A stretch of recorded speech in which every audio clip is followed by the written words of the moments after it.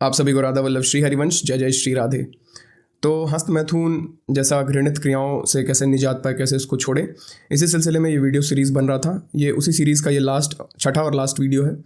पिछले सीरीज़ में हमने ये बात किया था कि हस्त मैथुन कितना खतरनाक है हमारे जीवन के लिए, और जो काम वासना का जो अट्रैक्शन है वो इस मृत्यु लोक का, इस संसार का सबसे बड़ा आकर्षण है। सब इसी के पीछे भाग रहे हैं। इस मृत्यु लोक का उसको आखिरी सुख कहा गया है। फिर हम आपको बताए थे कि सबसे पहले इसका चिंतन हमारे दिमाग में होता है, तब ये क्रिया में उतरता है और तब हम अपना वीर्य नाश कर देते हैं, हम अपना ब्रह्मचर्य का नाश करते हैं। तो अगर ये चिंतन रुक जाए तो उस क्रिया में हम उतरेंगे नहीं। चिंतन रोकने के लिए हम आपको बताए थे कि शुरुआत आग लगने से पहले, आग हमारे शरीर में पूरा फैलने से पहले ही, शुरुआत में ही अगर आग बुझा लिया जाए तो हम क्रिया नहीं करेंगे। लेकिन ये बड़ा मुश्किल होता है। इसके लिए हमें हमारे मन बुद्धि शरीर में सत्वगुण का वर्धन बहुत ज़रूरी है। अगर सत्वगुण का वर्धन नहीं होगा तो हमें वो पावर नहीं मिलेगा जिससे कि हम इनिशियल फेज़ में ही उस चिंतन को काट पाएँ। तो ये सब कुछ इंपॉर्टेंट बातें हम आपको बताए थे, कैसे उस सात्विक गुण को बढ़ाने के लिए कैसे हम अपने इंद्रियों को संयमित करें, कैसे हम अपने जो भी हमारे 5 इंद्रियां हैं, 5 सेंस ऑर्गन्स हैं, उनसे क्या क्या चीज़ हमें नहीं करना है। ये सब चीज़ें हम पिछले वीडियोस में बात कर चुके हैं। तो पिछले वीडियो में हम आपको बताए थे कि इस वीडियो में हम आपको रूटीन के बारे में बताएंगे। देखिए, सबका अपना अलग अलग कार्य क्षेत्र है। कोई विद्यार्थी है, कोई बिजनेसमैन है, कोई टीचर है, तो उसी के हिसाब से, लेकिन एक बेसिक हमारा जीवन में एक दिनचर्या होना ही चाहिए, एक बेस होना ही चाहिए सबके जीवन में।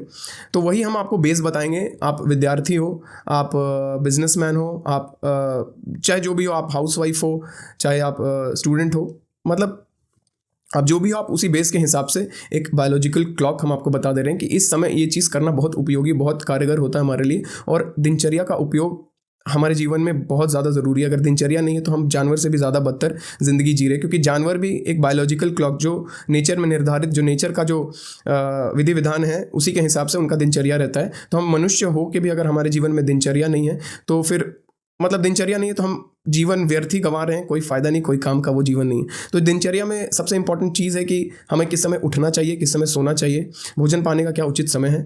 तो ये सब चीज़ हम आपके सामने एक बेसिक नॉर्मल लेवल पे हम आपको बता दे रहे हैं। आप उसी हिसाब से अपने रूटीन को, अपने कार्य क्षेत्र को, अपनी चीज़ों को उसी बीच में आप डाल सकते हैं। अपने क्या क्या हमको काम किस किस समय पे करना है, आप उसी हिसाब से अपना रूटीन को एडिट कर सकते हैं अपने हिसाब से।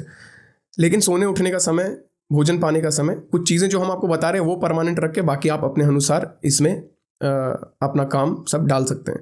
तो सबसे इंपॉर्टेंट है कि हमें कब उठना चाहिए। देखिए, हमको सुबह 4 से 5 के बीच में एनी हाउ उठ ही जाना चाहिए अगर हम अपने ब्रह्मचर्य पे कंट्रोल पाना चाहते हैं। तो सुबह 4 से 5 बजे उठने के लिए हमें जल्दी सोने जाना पड़ेगा। तो सुबह 4 बजे देखिए, हमको 6 से 7 घंटे का नींद तो चाहिए। तो हमको 10 से 10:30 के बीच में एनी हाउ बेड पर चले ही जाना है।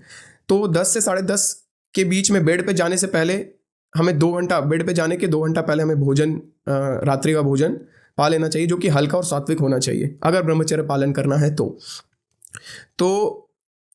7:30 से 8 बजे के बीच में अगर हम भोजन पा लेते हैं तो 10 से 10:30 के बीच में हम शयन को जा सकते हैं। तो ये 2 घंटे का सोने से 2 घंटा पहले का हमारा खाने का ये रूटीन होना चाहिए। अब आता है कि ये जो फ़ोन है, जो सबसे बड़ा विघ्न है हमारे कामोत्तेजना को बढ़ाने का, हमारे वो क्या बोलते हैं, इच्छाओं को बढ़ाने का, हमारा मन को चंचल करने का जो ये यंत्र मोबाइल है, इसको 8 बजे बंद कर ही देना चाहिए। चाहे कितना भी कॉल इंपॉर्टेंट आ जाए, मन कितना भी तरह का मन बहाना बनाए, हमें 8 बजे के बाद फ़ोन का इस्तेमाल नहीं करना चाहिए। तो 8 बजे के बाद फ़ोन का इस्तेमाल नहीं करना है। 7:30 से 8 बजे के बीच में भोजन पा लेना है। 10 से 10:30 के बीच में सो जाना है और 4 से 5 के बीच में उठ जाना है। उठने के बाद भाई, शौच करने के बाद, ब्रश स्नान करने के बाद भी आप थोड़ा व्यायाम कर सकते हैं। या तो शौच जाने के बाद कमर से नहा लिए, तो कमर से नहाने का क्या ही औचित्य बनता है। इससे अच्छा यार, आप शौच गए हो तो कम से कम पूरा ही नहा लो। ये तो हमारे शास्त्रों में नियम है कि भाई अगर कोई शौच जाए तो पूरा उसको नहा लेना चाहिए। लेकिन आजकल तो भाई अपने हिसाब से सब चलते हैं। तो खैर, अगर आप सुबह उठ के शौच जाके पूरा नहा लेते हैं, ब्रश व्रश करके फ्रेश होकर नहा लेते हैं, तो बहुत अच्छी बात है। उसके बाद थोड़ा व्यायाम करके और हमें जो सबसे इंपॉर्टेंट चीज़ हमें अब ध्यान देना है, हम आपको बताए थे कि ये लास्ट लेक्चर है, ये सबसे इंपॉर्टेंट लेक्चर होने वाला है, क्योंकि उसके बिना ब्रह्मचर्य रहना एकदम इम्पॉसिबल है। वो मतलब समझ लो आपको हम तभी से परहेज बता रहे थे, दवाई क्या है वो अब बता रहे हैं। ये लास्ट लेक्चर में, उतना लेक्चर्स में जो भी बताएं हम आपको, वो एक उसको आप परहेज के तौर पे लो। जैसे कि आप किसी डॉक्टर के पास जाते हो तो वो कुछ दवाई देता है, उसके साथ बोलता है कि ये चीज़ मत करना। आप दवाई खा रहे हो, आप तला भुना मत खाना, आप ज़्यादा देर तक मत जगना, ये सब चीज़ जैसे डॉक्टर आपको परहेज बताता है, तो उतना चीज़ जो हम आपको बताए पिछला जो भी लेक्चर्स में, वो सब परहेज है, वो सब तो करना ही करना है। दवा आज बता रहे हैं। सुबह उठ के या पूरे दिन भर में हमारा 24 घंटे के दिनचर्या में, 24 घंटे के समय में 1 घंटा भगवान के प्रति, भगवान का सत्संग और भगवान का नाम जप में तो जाना ही चाहिए। 1 घंटा, तो उसको हम आधा घंटा पे अगर तोड़ लें तो आधा घंटा का नाम जप और आधा घंटा का नित्य सत्संग। अगर ये दोनों चीज़ हमारे जीवन में नहीं है तो भाई हम ब्रह्मचर्य पे तो कंट्रोल नहीं रख पाएंगे, अपने जीवन पे भी कंट्रोल नहीं रख पाएंगे। हमारा जीवन इर्द गिर्द और दुखमयी रहेगा। शरीर का भी दुख होगा, मन का भी दुख होगा, आध्यात्मिक दुख भी होगा और सांसारिक दुख भी होगा। तो ये सब चीज़ हमारा, ये 2 चीज़ से एकदम ही चला जाएगा। आप मेरा भरोसा मानिए, आधा घंटा का सत्संग और आधा घंटा का नाम जप तो होना ही होना चाहिए जीवन में। अब बात आता है कि सत्संग हम किसे कहते हैं, तो भाई देखो, किसी भी भगवत प्राप्त है, मतलब भगवान को प्राप्त किए हुए महापुरुष के संग को ही सत्संग कहना चाहिए। बाकी सब तो कहीं ना कहीं यार कुसंग ही हो जाता है। तो भगवान के नाम पे हर जगह जो चर्चा और हम सुनते हैं या नेट पे भी देखते हैं या कहीं, तो अगर वो जो भी बोल रहे हैं, देखिए सबका अपना अपना भाव होता है, लेकिन भगवत प्राप्ति जो नहीं किए हुए हैं, अगर वो कुछ भी बोल रहे हैं तो वो अपने मन से ही बोल रहे हैं। भगवान भी गीता में यही बोलते हैं कि जो मुझे अपने भाव से ही भजता है तो अपने भाव से ही समझता है, जो मुझे जिस भाव से भजता है उसी भाव से समझता है। तो ये सब चीज़ हम अपना उतना डेप्थ में आपको नहीं जा रहे हैं, बस हम आपको ये बता देते हैं कि सत्संग का मतलब वही होता है किसी भगवत प्राप्त महापुरुष का जो कि भगवान की प्राप्ति कर चुके हैं, उनका संग करना। तो ये चीज़ अत्यंत आवश्यक है भाई, ब्रह्मचर्य को धारण करने के लिए भी और जीवन को सतमार्ग पे चलाने के लिए, जीवन को उत्कृष्ट करने के लिए, जीवन का उत्थान हो, हमारे जीवन से दुख, क्लेश, टेंशन, चिंता, भय, ये सब चीज़ का नाश हो जाए। इस चीज़ के लिए सत्संग और नाम जप अत्यंत आवश्यक है।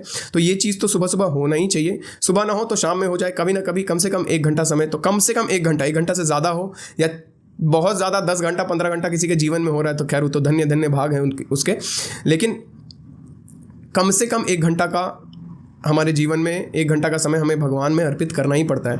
तो ये तो हो गया कि हमें भगवत प्राप्त महापुरुष का आधा घंटा का सत्संग और आधा घंटा का नाम जप। नाम जप सोते समय भी आधा घंटा कर सकते हो या सुबह उठ के भी, या 15-15 मिनट पे डिवाइड कर लो, आपको जो नाम प्रिय लगे, राम कृष्ण हरि राधा, जो आपको नाम प्रिय लगे आप वो नाम का जप कर सकते हो। ये मत पूछो कि क्या होगा क्या नहीं होगा, आप जप के देख लो, आपको पता चलेगा कि क्या होगा। तो नाम जप करो और सत्संग नित्य करना ही करना है। ये दोनों दवा आपको लेना पड़ेगा। बाकी वो जो परहेज है वो भी आपको करना ही पड़ेगा। अगर इस हस्त मैथुन जैसे क्रियाओं से और जो भी बुरे और घृणित क्रियाओं से ऊपर उठना है, वो सब आसानी से छोड़ना है, तो विश्वास मानो भाई, एकदम आसानी से छूट जाएगा। आपको थोड़ा भी परिश्रम नहीं करना पड़ेगा। आप मतलब ऐसा ही छूट जाएगा जैसे कि किसी हाथी के गले से माला टूट के गिर जाए तो उसको कितना ही पता चलता है, उसी तरह आराम से ये सब चीज़ छूट जाएगा।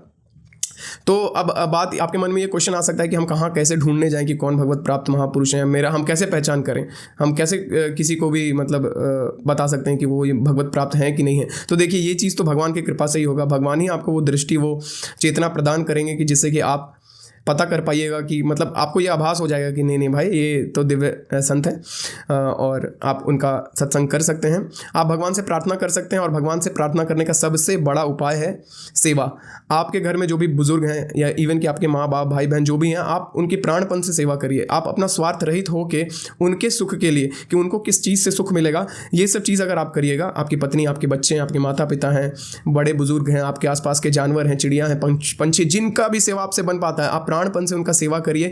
आपको भगवत प्राप्त महापुरुष भगवान को भेजना ही पड़ेगा, ये उनका विधान है। जो उनके जनों का, जो उनके जन कौन है, भगवान को दीनानाथ कहा गया, दीनों के नाथ हैं। जो भी उनके जनों को, जो भी दीनों की सेवा करते हैं, जो भी सच्चे हृदय से, ये नहीं कि किसी कामनावश कि इसके बदले हमको कुछ मिल जाए, नहीं, कामना निस्वार्थ भाव से अगर आप किन्हीं की भी सेवा करिएगा, इवन कि अपने माँ बाप की ही सेवा कर लीजिएगा। माँ बाप साक्षात भगवान के रूप ही हैं। अगर आप उनकी सेवा करते हैं तो भगवान बहुत जल्दी रीझ जाएंगे ये तो मेरा पर्सनल एक्सपीरियंस है। आप इस चीज़ को अपना सकते हैं और आपके जीवन में एकदम ज़रूर से ज़रूर भगवान को 100% संत को भेजना ही पड़ेगा। भगवत प्राप्त महापुरुष आपके जीवन में मोबाइल के थ्रू आ जाए, इंटरनेट का ज़माना आजकल तो मोबाइल के थ्रू आ जाए या साक्षात आ जाए या आपको ही उनके पास भेज दें, कुछ ना कुछ विधान बना के भगवान आपको भगवत प्राप्त महापुरुष के पास भेज ही देंगे। तो इसी शुभकामना के साथ कि आप लोग नित्य सत्संग करिएगा, नित्य नाम जप करिएगा और जो भी विधि निषेध बताया गया है वो सब चीज़ का ध्यान रखिएगा।